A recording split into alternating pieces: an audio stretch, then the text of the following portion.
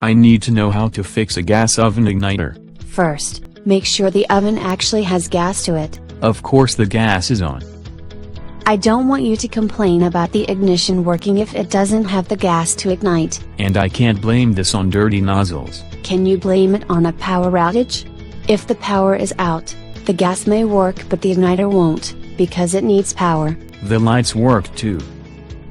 If the oven is flashing a notice that there was a power outage, it may not run at all until you turn it off and back on or select a cycle. I've been hitting buttons in an effort to get it to work.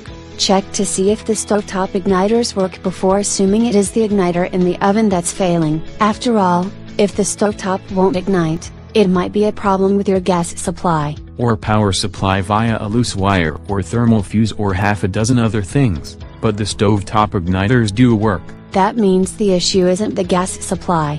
Make sure the valves are set to on, though, because they won't ignite if someone turned off gas to the oven. Why would someone turn it off? They smelled gas, they were cleaning the nozzles, the thing seemed to be burning unevenly. I don't know why. I can check, but I don't think that is it. You should turn off the gas while you clean the pilot hole where the gas comes out, just in case it does need to be cleaned. That should resolve all the potential supply problems except the actual ignition. Turn off power to the oven. Then check the igniter for sparks when you hit the ignition button. You want me to make sure the ignition works? Yeah, and do it in a way that won't blow up in your face literally.